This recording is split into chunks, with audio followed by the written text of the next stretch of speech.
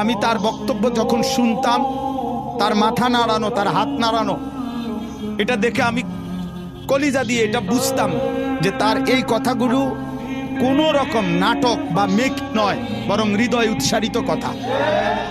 বক্তব্য অনেকেই দেয়, অনেক সুন্দর সুন্দর স্বপ্ন দেখায়, অনেক লম্বা লম্বা হুঙ্কার ছাড়ে, কিন্তু আমি ইয়াকিনের সাথে এই কথা স্পষ্ট বুঝেছি যে শহীদ শরীফ ওসমান হাদি তার জবান আর তার দিল বরাবর ছিল।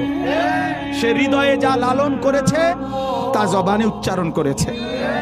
অতএব আমি শুধুমাত্র এই এতটুকু কথা মনে করাইতে চাই, আজকে ভারতীয় আধিপত্যবাদের দোসররা, তাদের এটা মনে করা উচিত, ভারত থেকে তারা আমার দেশের জুলাই যোদ্ধাকে ঘাড়ে গুলি করার পরামর্শ দিয়েছে, মাথায় গুলি করে তাকে শহীদ করেছে।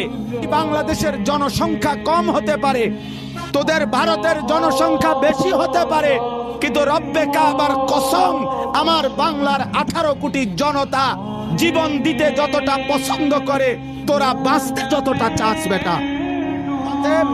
শহীদ শরীফ ওসমান হাদির নিজের লেখা একটা কবিতা আছে, আমায় ছিঁড়ে খাও হে শকুন। সেই কবিতা শহীদ শরীফ ওসমান হাদি নিজেই আবৃত্তি করেছিল। সে বলেছিল যে আধিপত্যবাদের দোসররা আমার সারা দেহ ছিঁড়ে ছিঁড়ে খাও, কিন্তু আমার মাথা খাইও না, অর্থাৎ আমি মাথা বিক্রি করব না।